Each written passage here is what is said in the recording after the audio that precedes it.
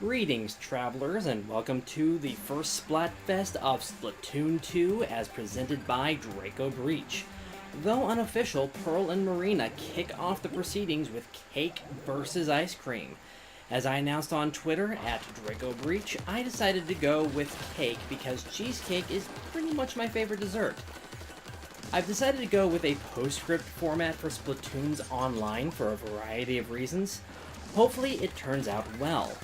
It does give me the chance to talk about strategy and general impressions without interruption, so there's a bonus.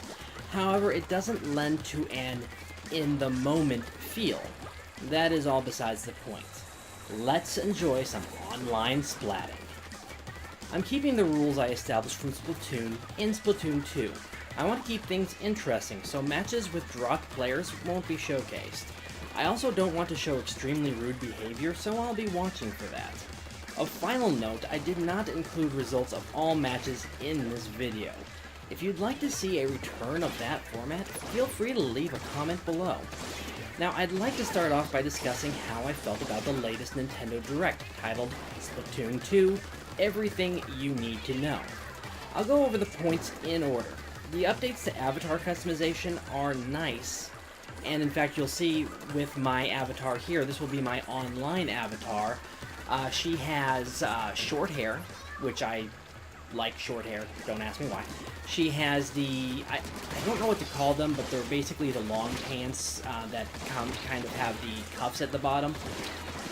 Blue eyes, because blue's my favorite color.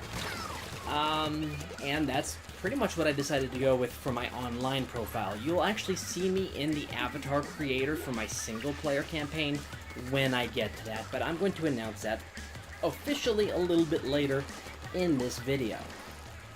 And I really do like all the hairstyle choices. I just like short hair. Don't ask. There are actually more eye colors and skin tones to choose from, so there's a lot of customization that you can do. One thing that I don't particularly like are that the pants aren't part of the more robust gear customization system, but I do get it as it might lead to the potential of overpowering your character, min-maxing, and all that stuff. Maybe 4 pieces of gear is just too much. I don't know. Regardless, they did introduce the Galleria officially, which is basically the shopping mall for up-and-coming Inklings.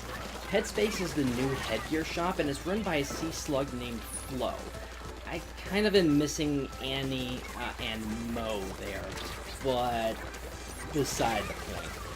Ye Old Cloth Shop is the new clothing gear shop run by a jellyfish named Gelfonzo. And then we have Shella Fresh, a new shoe gear shop run by a spider crab named Bisque. Sheldon, of course, makes a return as the horseshoe crab who runs Ammo Nights. So, yeah, Sheldon is pretty much the only guy who returns, and I still miss Annie and Mo, because Annie was just adorable. Anyway, all the main weapon classes from the first game are making a return, although there are some small changes and tweaks to functionality likely introduced for balancing. For example, the charger can store a charge now, and the rollers can fling both horizontally and vertically for more distance. However, new classes of weapons were announced, and really they do look interesting. Possibly my favorite is the Clash Blaster, which is short range with a very high firing rate and explosive shots. It actually kind of reminds me of the Wave Beam from Metroid. It kind of looks like something that I would like to, at the very least, try out. The Flingzarola is a shape-shifting roller, which I find hilarious for various reasons.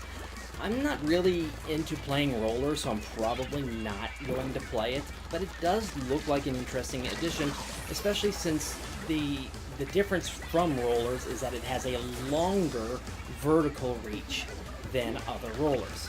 Then there is basically a new type of charger called the Goo Tuber. It has an extra extra large, extra long charge capacity, so it can hold a charge for a really long time. I'm not really good at chargers, so I'm not likely to try this. I'm just not good with chargers. Then the Dapple dualies were introduced, which are basically just lightweight dualies. They have faster dodge roll, basically what it is. Now, I would like to talk about dualies for a second. As you can see, I picked dualies for all of these videos, mainly because I like the special the most, but I'll get into that later. The main problem that I have with them, is how vulnerable they feel after a dodge roll. Now, I'm sure people will get used to it, and I'm sure I'll get used to it if I play the dualies for any significant amount of time, but after you do the dodge roll, you're kind of stuck in this kind of like leaning pose that can't move but can only tilt and to point at an opponent. And if you want to move again, you have to do a dodge roll again. That felt a little weird. So, I mean, I don't know. Maybe I'll like it, maybe I won't. That'll be a discussion for much later as I get used to the game. Another issue is that there were several times where I wanted to jump while firing, like jump to a ledge that I'm coming up to, and unfortunately, if you hit the dodge button, the jump button, that's your dodge button. So when you go to jump up a ledge that's in front of you, you dodge, and you don't go up the ledge. So that's a potential problem. Anyway, moving on. All sub-weapon classes do make a return as well. And there have been actually several new sub-weapons already introduced. One is the curling bomb, and I have a feeling I am missing another. I think the Seeker. No, the Seeker was in the previous game. Anyway, they introduced some new weapons, like the Auto Bomb and the Toxic Mist. The Auto Bomb is kind of, it looks cute, and it actually reminds me of a weapon that was used by a boss in Splatoon 1, now that I'm thinking about it. And also Toxic Mist. I don't know exactly what it's supposed to do, but it seems to damage the opponent who's caught up in it. It may have some other effects, but they didn't really go over them all that much. I guess we'll find out when the game comes out. They also announced that there were several sub-weapons that were in development to be released either in future updates or that we'll see when we get the game. So, I mean, what I love about these new, what I really do love about these new sub-weapons is that they are like chaos in a bottle, most of them. Like the curling stone. You don't really know when it's going to explode. It bounces off of walls and then boom, explodes. I love it. It's insane, and I hope a weapon class that I like has the curling stones just for that purpose. As far as special goes, it appears that there's not going to be any returning specials. There is a proxy for Bomb Rush, but so far, everything that has been shown and said about specials implies that all old specials are gone and to be replaced with new ones. Not to say that they're bad, just to say new stuff to get used to. That being said, I have really enjoyed the Tenta missiles so far. I really like that special. It's probably the playstyle that I like most, which is putting pressure on the opponent and not really being something that's designed to splat or designed for much other purpose other than, hey, back off, and help. Oh, and by the way, my teammates might splat. You know, stuff like that. Splashdown is a little situational for me. I might try it, but I don't know that I'll like it all that much. I've tried Inkjet because I actually tried to play the Splattershot, and I don't care for its controls. I just don't. The Stingray may actually require... I haven't tried that one yet. It's another one that I haven't tried, so I don't know specifically. But it looks like it may need specific gear abilities to be the most useful, unless they change something about it. But it's also slow-moving and rather easy to avoid. These specials we already knew about, however, and they actually announced some new ones. The first new one that they introduced was Ink Storm, and it looks very interesting. It looks like the type of special that I would like. It looks like basically what you do is you throw something that sends a cloud of ink into the sky, and it pushes out straight in the direction that you're facing, and just rains down ink. Now, the way that it looked, it didn't look like that it inked any territory for you. However, it's a very strong move, and it splatted whoever on your opponent's team gets caught under it. So, where it splats, huge explosion of your colored ink. Still, it really looks like a special that I will enjoy using. I think I might try a kit that has that. The Bomb Launcher is the proxy for Bomb Rush that I mentioned earlier. It works pretty much exactly the same, except it looks like it may hurl more bombs than the previous ability, and it appears to have a greater range. It could be something that I will try as well, because I really did enjoy the Sticky Bomb Rush from the previous game, so it might be something worth trying. And then they introduced the utility move known as Ink Armor. It surprised me a little bit because it's a team move. There's no need to, like the Bubbler, walk up to your teammates and tag them to pass it on. For a set period of time, your entire team has increased defense, so it takes more ink to splat them. But what's really nice is basically the first hit is free. It blocks completely the damage from the first hit. So, in a way, it does seem like it's more balanced than Bubbler. So it'll be interesting to see how that works going forward. And last but most certainly not least was the Baller. In terms of pure silliness, this was my favorite.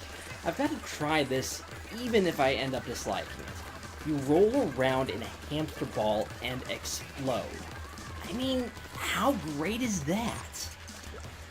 Anyway, they moved on to Turf War and Ranked mode, and they look pretty much exactly the same as from Splatoon 1.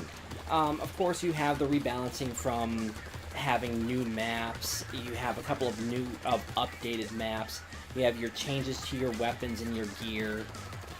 So, I mean, there is some new balancing going on, so we'll see how that goes. Some of the new maps that they introduced are the Reef, Muscle Forge Fitness, Ink Blot Art Academy, Starfish Main Stage, Humpback Pump Track, and Sturgeon Shipyard.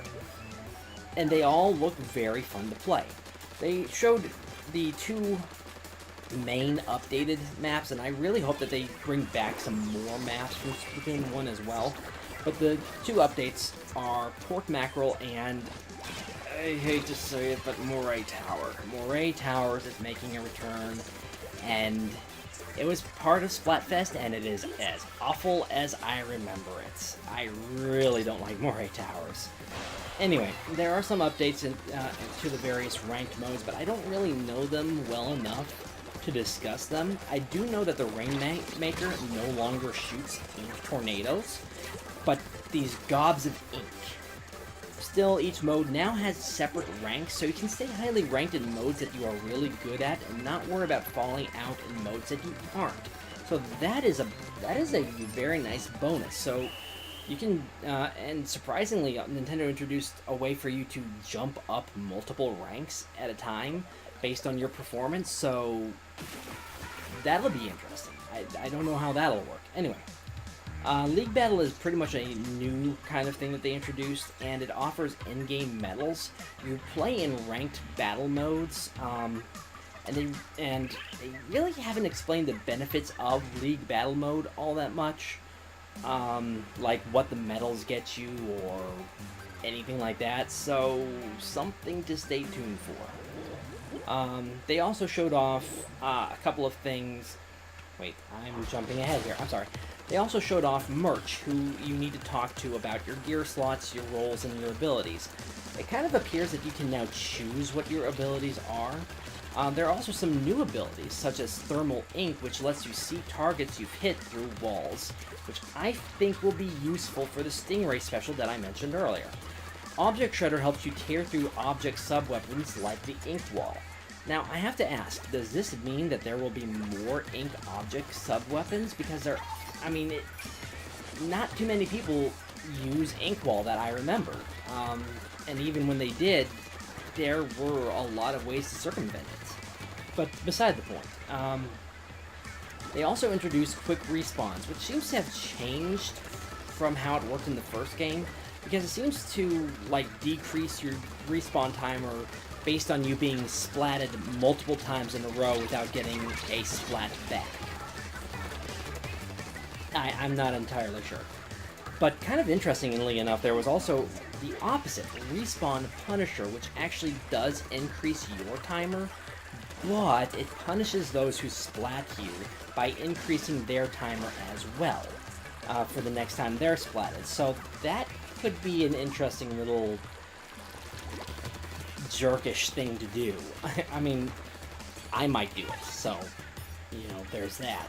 And then there's an ability that I will probably pick up, especially if I start feeling more comfortable with super jumps in this game, the Drop Roller.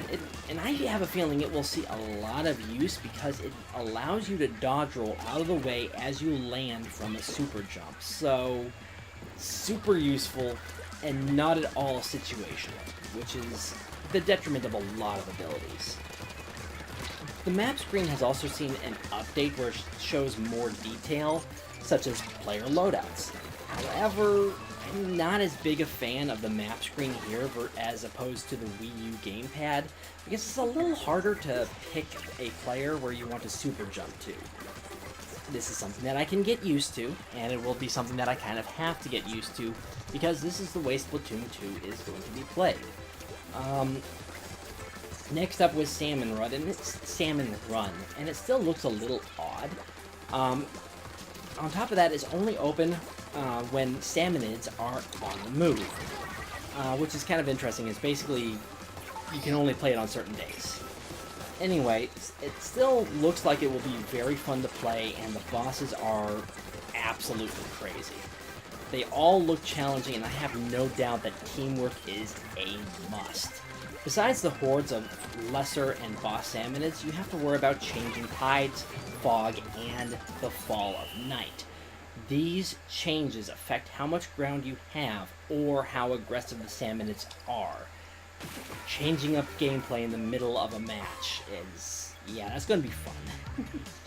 You are rewarded for participating in Salmon Run, and these rewards are why I suspect you can only play Salmon Run on specific days. With Salmon Run, they introduced the new Splatnet 2, which does seem useful. You can track your last 50 matches, see your lifetime inkage, create teams and match invites, and you can also order through merch.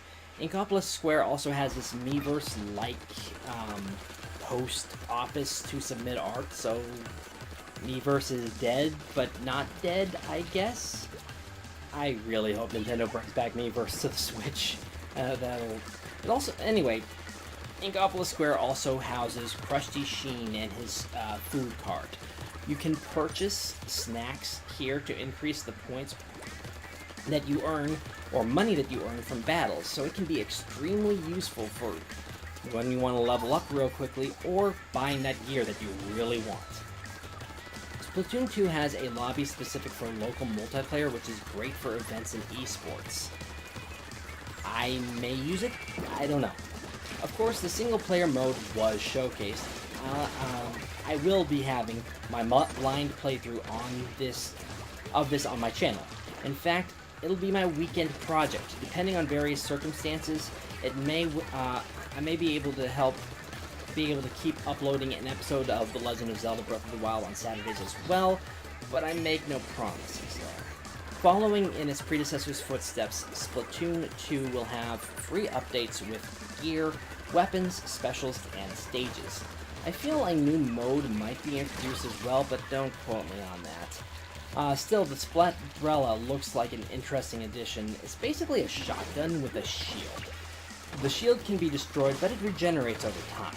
The Bubble Blower special was showcased as well, and it looks like something uniquely chaotic. At the end of the Direct, Splatfest were announced. You can also choose to fight alongside your friends on a team, which is undoubtedly useful for many.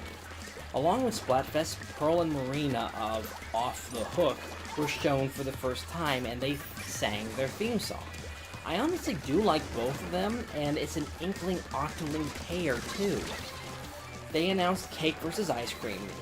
In the end, Ice Cream won in a landslide. Still, I had a lot of fun. I won most of my matches. I averaged 900 points per match before any bonuses. I made it to the highest rank of King or Queen, and I really just can't wait to get back into it. My first episode of Splatoon 2 should be up soon, and I'll have to use my single-player account to avoid notification pop-ups. And that's kind of what I meant by you'll see the avatar creation with the Inkling boy.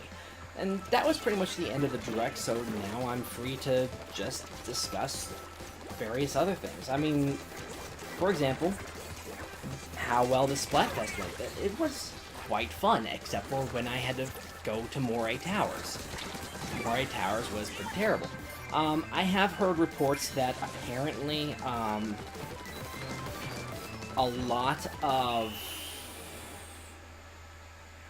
there was a lot of ice cream versus ice cream matches, which I do understand. I think it was like 78% of players picked ice cream.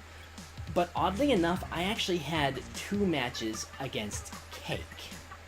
I'm on Team Cake, and I had 2 matches against Team Cake, which was interesting. It really was. So there was that. But overall, it really was just a fun time. I really enjoyed most of it. I liked the Art Academy. I liked the skate park. I didn't like Moray Towers. I just did not like it. I think I ended up having 6 matches on Moray Towers, and we lost all but 2 of them. I don't remember how we won on one of them, but I think it was a dropped player on the other team. And one of them, I was so sick of Moray Towers at that point that I literally just walked a straight line down the main path. Whenever I got splatted, I would walk that line again. I turned myself off and I didn't care. It's one of the few maps that I just don't like, and it's probably because I can't really play the charger too well, and I don't really want to pull myself out and get the roller, which would be a better weapon than the dualies or the splatter shot. But it's just one map that I don't care for. I know that there's a lot of fans of that map out there, and I'm not saying that you can't like it. It's just not a map that I particularly cared for. What was kind of interesting is learning exactly how, because this is the first time I've ever had, I think this is the first time I've ever had someone use a Tenta missile against me, because I seem to remember on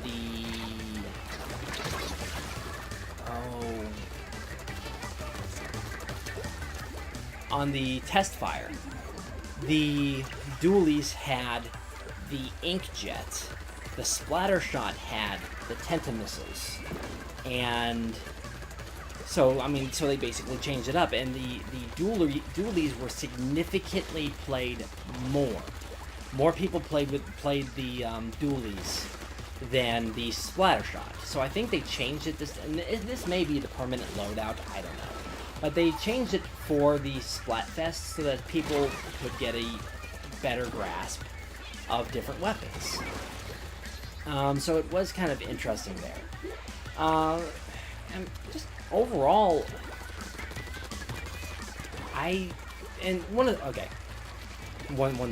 One thing that I really didn't understand was how much people just immediately started ragging on Pearl. I mean, the best part is Pearl and Marina actually have nicknames for each other, and the way that they are, I mean, they seem like friends that have developed over, a few years. Not nearly as long as Callie and Marie, but, they've known each other for a few years, and they've become good friends. They have nicknames for each other. But people immediately latched onto Marina, and now she's like the absolute fan favorite from the beginning, giving Pearl pretty much no chance at all to do her thing. And she seems to me like a character that you could really get into, that you could really start to enjoy. I will admit that Marina right now is leveraging more towards like a character that I would like, but that doesn't make me dislike or hate Pearl. I do really like Pearl. Kind of like how I preferred Marie over Callie. I didn't hate Callie. In fact, I really, really liked Callie. To the point where, like, the Callie versus Marie Splatfest, yeah, I quickly and easily chose Marie, but it wasn't because I didn't like Callie, I didn't want Callie to win. Callie is a great character in my opinion, and I think Pearl will end up being a great character. Now, I don't know if by the end of the 2 years, but at the final Splatfest, if I like Pearl better or Marina better. I don't know that. I cannot tell you that. But for the time being, I like both of them, and I really hope that I end up really liking both of them, like loving both of them a lot, like I love both Callie and Marie. And I hope that they find a way to make it a more difficult choice to choose between than people might think Callie and Marie. I don't know. It just seems like right now, I don't know. I really don't know. I really feel like my favorite fan art so far of Pearl and Marina is them together being friends. And I'll just leave it at that. I really hope you enjoyed this first Splatfest, and I hope to see you in the comments below. Until next time, this is Draco Breach reporting out. God bless and safe travels.